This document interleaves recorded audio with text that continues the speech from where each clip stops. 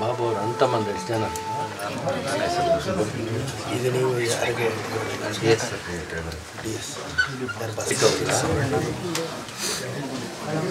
Deputy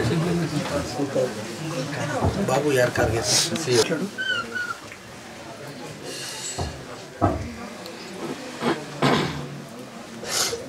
ನೀವಿಬ್ಬರು ಎಷ್ಟು ವರ್ಷದಿಂದ ಇದಾಯಿತು ಸರ್? ಬಾಬು ಅಲ್ಲಿ 6-7 ವರ್ಷ ಯಾವ ಇಯರ್ ಸೇರಿದ ಬಾಬು? 2021 ಸರ್ ಅಂದರೆ ಟೆಂಪ್ರರಿಯಾಗಿ ಔಟ್ಸೋರ್ಸ್ ಯಾರ್ದು? ಇಬ್ಬರದ್ದು ಅಲ್ಲ ಅದು ನಡೆಸ್ತಾ ಇರೋರು ಔಟ್ಸೋರ್ಸ್ ಏಜೆನ್ಸಿ ಕೋಲಾರದು ಸರ್.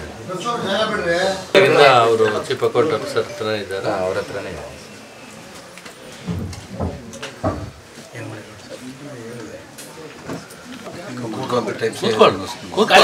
ಗಾಳಿ ಕೂತ್ಕೊಳ್ಳಿ.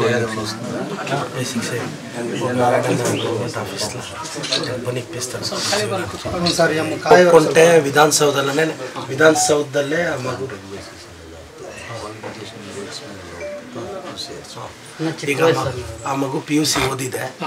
ಚಿಕ್ಕಬಳ್ಳಾಪುರ ಎಲ್ಲಾದರೂ ಕೆಲಸಕ್ಕೆ ಸೇರ್ತೀನಿ ಅಂದರೆ ಇಲ್ಲೇ ಕೆಲಸ ಕೊಡಿಸ್ತೀನಿ, ಇಲ್ಲ ವಿಧಾನಸೌಧದಲ್ಲಿ ನಾನು CM ಅವ್ರನ್ನ ಸ್ಪೀಕರ್ನ ರಿಕ್ವೆಸ್ಟ್ ಮಾಡಿ ಅಲ್ಲೇ ನಾನು ಅಲ್ಲೂ ವಿಧಾನಸೌಧದಲ್ಲೂ ಕೊಡಿಸ್ತೀನಿ. ಆ ಮಗು ನೀವು ಅವ್ರ ಸಂಬಂಧಿಕರು ತೀರ್ಮಾನ ಮಾಡಿ ಹೇಳಿ ಆಗುತ್ತೆ. ಕೆಲಸ ನಾನು ಕೊಡಿಸ್ತೀನಣ್ಣ. ಆ ಮಗು ಸ್ವಲ್ಪ ಜೀವನದಲ್ಲಿ ನಿಂತ್ಕೊಳ್ಳಿ ಸರ್, ದುಡ್ಡು ಕೊಟ್ಟರೆ ಇರೋದಿಲ್ಲ, ಆ ತಾಯಿ ಮಾಡ್ಕೊಳ್ಳಿ. 26 ಅಪಾಯಿಂಟ್ ಮಾಡಿದ್ರೆ ಒಳ್ಳೆ ಜಾಬ್ ಕೊಟ್ಟರೆ ಅವರು ಸ್ವಲ್ಪ ಜೀವನ ನಡೆಸುತ್ತಾರೆ. ನಾಳೆ ಸೆಷನಲ್ಲಿ ನಾನು ಸಾಹೇಬ್ರ ಗಮನಕ್ಕೆ ತರ್ತೀನಿ, ಮಗು ವಿಚಾರ ತರ್ತೀನಿ, ಜಾಬ್ ಕೊಡಿಸ್ತೀನಣ್ಣ. ಅದು ನನ್ನ ಜವಾಬ್ದಾರಿ. ಮತ್ತು ನಿಮ್ಮ ಕುಟುಂಬ ಅಮೌಂಟ್ ಕೊಟ್ಟಿದ್ದೀರಾ, ಪೊಲೀಸ್ ಇಲಾಖೆಯವರಿಂದ ಅದು ಅವ್ರು ಕಾನೂನು ರೀತಿ ಕ್ರಮ ತಗೊತಾರೆ. ನೀವೇನು ಯಾವ ಥರ ನೀವು ಕಂಪ್ಲೇಂಟ್ ಕೊಟ್ಟಿದ್ದೀರೋ ಆ ಥರ ಪೊಲೀಸು ತಗೊಂಡು ಅದು ನಡೆಯುತ್ತೆ. ಅದ್ರ ಪಾಡು ಕಾನೂನು ತನ್ನ ಪ್ರಕ್ರಿಯೆ ನಡೆಸುತ್ತೆ.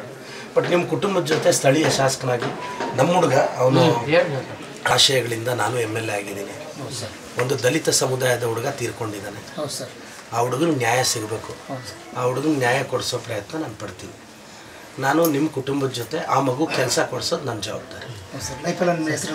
ಅದು ಕೊಡಿಸ್ತೀನಣ್ಣ, ನೀವು ತೀರ್ಮಾನ ಮಾಡಿ ಹೇಳಿ. ಪಾಪ ಈಗ ಜೀವನ ಎಲ್ಲ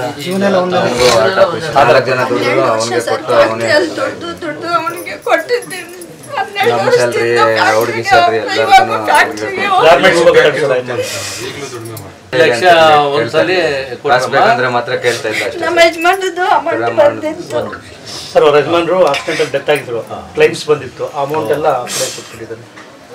ಜಾಬ್ ಗಂಟೆ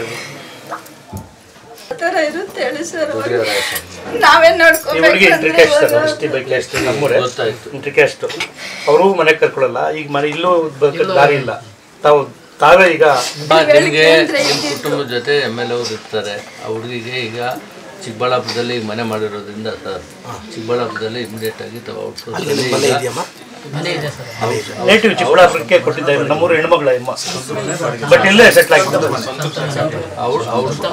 ಔಟ್ಸೋರ್ಸ್ ಮುಂದೆ ನೀವು ವಿಧಾನಸೌಧದಲ್ಲಿ ಹೇಳ್ದಂಗೆ ಕಾಲ್ಪರಾದಾಗ ನಾವು ಸ್ಪೀಕರ್ಗೆ ಮಾತಾಡಿ ಮುಖ್ಯಮಂತ್ರಿ ಮಾತಾಡಿ ಇಮಿಡಿಯೇಟ್ ಆಗಿ ನಾನು ಕೊಡಿಸ್ತೀನಿ. ಕಾಂಟ್ರಾಕ್ಟ್ ಬೇಸಲ್ಲಿ ಅಪಾಯಿಂಟ್ ಮಾಡಿಸ್ಬಿಡ್ತೀನಿ. ನಾನು ಸರ್ಕಾರದಲ್ಲಿ ನನ್ನ ಅವಧಿಯಲ್ಲೇ ಆ ಮಗು ಪರ್ಮನೆಂಟ್ ಮಾಡಿಸ್ತೀನಿ. ಒಂದು ಗೌರ್ಮೆಂಟ್ ಜಾಬು ನಾನು 2-3 ದಿನದಲ್ಲಿ ಕ್ರಮ ತೊಗೊತೀನಿ. ನಿಮ್ಮ ಅಭಿಪ್ರಾಯ ಕೇಳಿ ನಾನು ಈಗಲೂ ಮಾತಾಡಿದ್ದೀನಿ. ಸದ್ಯಕ್ಕೆ ಚಿಕ್ಕಬಳ್ಳಾಪುರ DC ಆಫೀಸಲ್ಲೂ ಇಲ್ಲೆಲ್ಲಾದರೂ ಕೆಲಸ ಮಾಡಲಿ ಅಲ್ವಾ, ಆರಾಮಾಗಿ ಕೆಲಸ ಮಾಡಲಿ, ಮಗು ದೂರ ಹೋಗೋದು ಬೇಡ.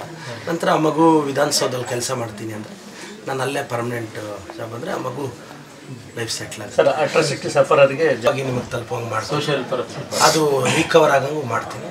ಅದರ ಆಚೆ ಖಂಡಿತವಾಗೂ ನಾವು ಪಕ್ಷದ ಹಿರಿಯ ಮುಖಂಡರು ನಾವೆಲ್ಲ ಇದು ಮಾಡಿ ಫೈಂಡ್ ಆ ಮಗು ನಾವೇನಾಗುತ್ತೋ ಆರ್ಥಿಕವಾಗೂ ನಾವು ಸಹಾಯ ಮಾಡಿ. ಈಗ ನಾಳೆನೇ ಜಿಲ್ಲಾಧಿಕಾರಿಗಳು ಮಾತಾಡಿ ಆ ಹುಡುಗಿಗೆ ಮಾಡಿ ಅವ್ರಿಗೇನು ಸಂಬಂಧಪಟ್ಟ ಕುಟುಂಬದವ್ರಿಗೆ ಅವ್ರಿಗೆ ಸಹಾಯ ಮಾಡಬೇಕು.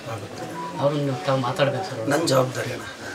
ಇವಾಗ ಅವ್ರಿಗೆ ಬೇರೆ ಆರ್ಟ್ ಪ್ರಾಬ್ಲಮ್ ಒಂಥರ ಅವನೇ ನಮ್ಮ ಮನೆಯಲ್ಲಿ ಧೈರ್ಯ ಇದ್ದಿದ್ದು ನಮ್ಗೆ ಸೇರ್ಕೊಂಡು DCPC 3 ವರ್ಷ ಎಲ್ಲ ತಿಳುವಳಿಕೆ ಅವನಿಗೆ ಇದ್ದಿದ್ದು ಸೇರ್ಕೊಂಡು 3 ವರ್ಷ ನಾವು ಅವ್ನು ಹೇಳಿದ ಮಾತು ನಾವು ಕೇಳ್ಬೇಕಾಗಿತ್ತು ಅವ್ರ ಹೆಂಡತಿ ಅವ್ರ ಗಂಡ ಕಿತ್ತಿದ್ರೆ ಅಂದ್ರೆ ಅವನಿಗೆ ಫೋನ್ ಮಾಡಿ ಇವನ್ ಕರ್ಕೊಂತ ಇದ್ದ ಬಾರ ಈ ತರ ಅಂತ ಹೇಳ್ಬಿಟ್ಟು ದೊಡ್ಡವನಾಗಿ ಚಿಕ್ಕವನ್ ಮಾತು ಕೇಳ್ತಾ ಇದ್ದ ಅವನು ಸಂಪೂರ್ಣ ಕುಟುಂಬ ನಿರ್ವಹಣೆ ಕ್ರಮ ಶಿಸ್ತಿನ ಕ್ರಮ ತಗೊಳ್ಬೇಕು ಕಡ್ಡಾಯವಾಗಿ ಅವ್ರ ಮೇಲೆ ಕಾಶನ್ ತಗೋಬೇಕು ವರ್ಕರ್ಸ್ ಬಂದು ಮಾಡಬೇಕು ಇಲ್ಲಾಂದ್ರೆ ಮತ್ತೆ ಕಂಟಿನ್ಯೂ ಆಗುತ್ತೆ ಅಂಥವೆಲ್ಲನ ಕೈ ಬಿಡೋಣ ಅಂತ ನಾವು ಅಂದ್ಕೊಂಡಿದ್ದೀವಿ ಸರ್. ನಾನು ಇದ್ದೀನಿ. ನಾನು ಪ್ರತಿ ಮನೆಗೆ ಹೋಗಿ ದಲಿತ ಸಮುದಾಯದ ಕಷ್ಟ ಕೇಳ್ತಿದ್ದೀನಿ. ಆ ಹುಡುಗ ನನ್ನ ಅಭಿಮಾನಿ ಅಂತಲೂ ಕೇಳಲ್ಪಟ್ಟೆ. ನಮ್ಮದು ಫೇಸ್ಬುಕ್ ವಾಲಲ್ಲೆಲ್ಲ ಕೆಲವು ಫೋಟೋಸ್ ಎಲ್ಲ ಹಾಕ್ಕೊಂಡು ಸ್ಟೇಟಸ್ಗೆಲ್ಲ ನಂದು ಫೋಟೋಸ್ ವೀಡಿಯೋಸ್ ಎಲ್ಲ ಹಾಕ್ತಿದ್ದೆ ಅಂತ ಅವ್ರ ಸ್ನೇಹಿತರು ನನಗೆ ಇವತ್ತು ಬೆಳಗ್ಗೆ ಹೇಳಿದ್ರು. ಫೇಸ್ಬುಕ್ ಓಪನ್ ಮಾಡಿದ್ರೆ ಜಾಸ್ತಿ ನಿಮ್ಮ ಫೋಟೋಸ್ ನನ್ನ ಫೋಟೋಸ್ ಹಾಕಿ ನನ್ನ ಫಾಲೋ ಮಾಡ್ತಿದ್ದ ಅಂತ. ಈಗ ನಾನು ಇವತ್ತು ಬೆಳಗ್ಗೆ ನನಗೆ ಹೇಳಿದ್ರು ಆ ಹುಡುಗನಿಗೆ ನ್ಯಾಯ ಸಿಗಬೇಕು. ಅದ್ರ ಜೊತೆ ಈ ಮಗು ಅಕ್ಕ ಅವ್ರಿಗೆ ಇದಾಗಬೇಕು. ಇವ್ರದ್ದು ಅಕ್ಕ ಅವ್ರದ್ದು ಎಲ್ಲಾದರೂ ಒಂದೇ ಕಡೆ ಎಲ್ಲಾದರೂ ಆದರೆ ಅತ್ತೆ ಸೊಸೆ ಚಿಕ್ಕಬಳ್ಳಾಪುರದಲ್ಲಿ ಒಂದು ಗೌರ್ಮೆಂಟ್ ಆಫೀಸಲ್ಲಿ ನೀವು ಗಾರ್ಮೆಂಟ್ಸ್ಲಿ ಎಂತಿಸ್ತಾರೆ మీకు ఏడన్నా గవర్నమెంట్ ఆఫీస్లో ఇప్పిస్తే అట్లీస్ట్ మీరు యావదైనా డిపార్ట్మెంట్ అత్త కోడలు జొత్ల పోయి వస్తారు కదా, అది మంచిది కదా. 11 చాలా వస్తుంది. సోషల్ వెల్ఫేర్ అవకాశం ನಾನು ಗಾರ್ಮೆಂಟ್ಸ್ ತುಡಿಸಿ పెట్టినాను.